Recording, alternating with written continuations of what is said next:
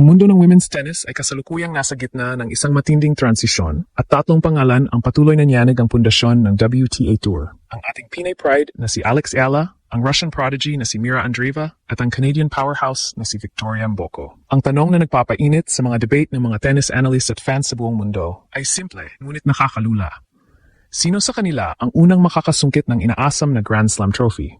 Ang labanang ito ay hindi lamang tungkol sa talento, kundi isang karera ng tatag ng loob, mental na disiplina, at ang kakayahang gulantangin ang mga veteranong players sa pinakamalalaking entablado gaya ng Wimbledon at US Open. Ang bawat isa sa kanila ay may kanya-kanyang alas na handang ilatag upang patunayan na sila ang karapat-dapat na maging susunod na reyna ng tennis. Habang si Mira Andreeva ay mabilis na nakapasok sa top 10 dahil sa kanyang walang takot na laro, ang ating pambato na si Alex Ayala naman ay unti-unti ng kinakatakutan dahil sa kanyang beast mode at matalinong baseline strategy na nagdala sa kanya sa top 50.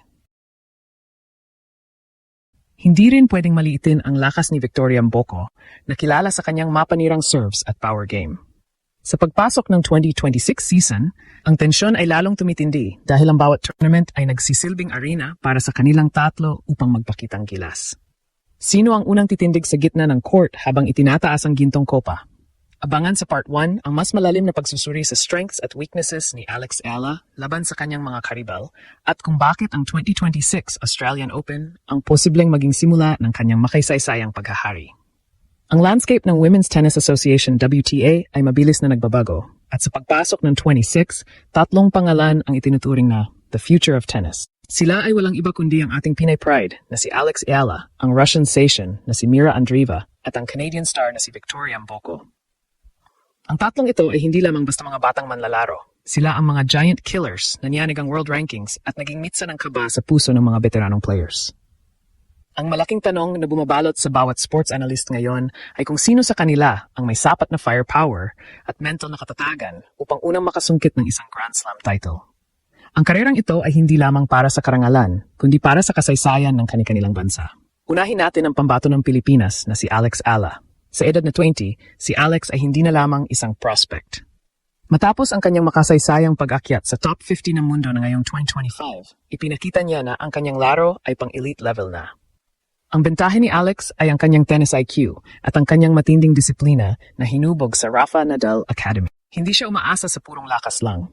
Ang kanyang laro ay nakabase sa precision, matalinong placement at ang kakayahang bumalik mula sa mahihirap na sitwasyon. Ang tunay na definisyon ng kanyang beast mode. Dahil sa kanyang karanasan bilang 3-time Junior Grand Slam champion, alam na ni Alex ang pakiramdam ng maging kampiyon sa malalaking entablado at ang mentalidad na ito ang magiging sandata niya sa darating na Australian Open. Sa kabilang banda, hindi pwedeng balewalain ang bilis ng pag-akyat ni Mira Andreeva. Ang Russian prodigy na ito ay tinuturing na once-in-a-generation talent dahil sa kanyang pagkakaroon ng top 10 ranking sa napakabatang edad. Ang laro ni Andreeva ay puno ng agresyon at walang takot na pag-atake sa net. Siya ang tipo ng player na kayang sirain ang rhythm ng kalaban sa pamamagitan ng kanyang bilis at shot-making abilities. Kung pag-uusapan ng momentum, si Andreeva ang may pinakamalakas na bugso sa kasalukuyan. Gayunpaman, ang pressure ng pagiging paborito ay minsan nagiging hadlang sa mga batang manlalaro, isang bagay na kailangang malampasan ni Mira upang tuluyang makuha ang kanyang unang Grand Slam trophy. Pangatlo sa listahan ay si Victoria Mboko mula sa Canada. Bagamat medyo mas tahimik ang kanyang pag-akyat kumpara kina Ayala at Andreeva, ang kanyang power game ay itinuturing na isa sa pinakamalakas sa tour. Kilala si Mboko sa kanyang dambuhalang serves at mapanirang forehand na mahirap ibalik kahit ng mga pinakamahusay na defenders. Sa mga fast-court tournaments gaya ng Wimbledon at US Open, si Mboko ay isang seryosong banta.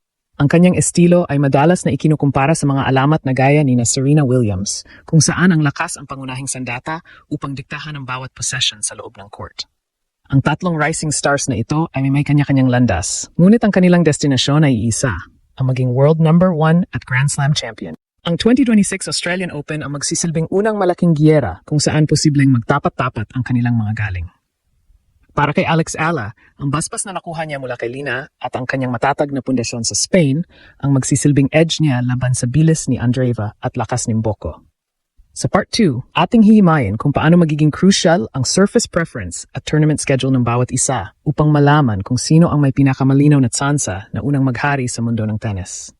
Part 2, Surface Battle at Mental Fortitude. Sino ang may advantage sa 2026?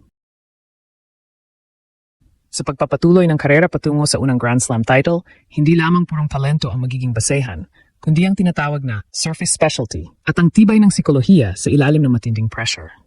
Sa tatlong rising stars na sina Alex Yala, Mira Andreeva at Victoria Mboko, makikita natin ang magkakaibang estilo na pabor sa partikular na mga Grand Slam tournaments.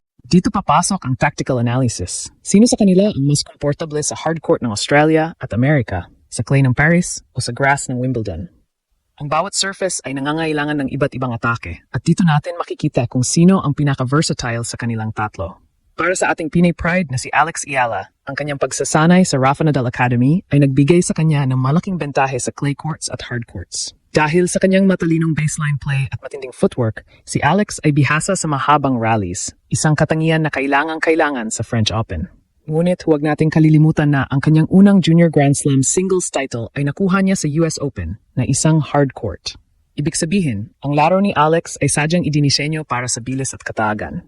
Ang bentahe ni Alex laban kina Andreeva at Mboko ay ang kanyang beast mode endurance. Sa mga Grand Slam na umaabot sa 3 sets, ang stamina ni Alex ang madalas na nagiging mitsa ng kanyang pagkapanalo, habang ang kanyang mga kalaban ay unti-unti nang kinakapos sa hangin. Sa kabilang banda, si Mira Andreeva ay kilala sa kanyang pagiging all-court player.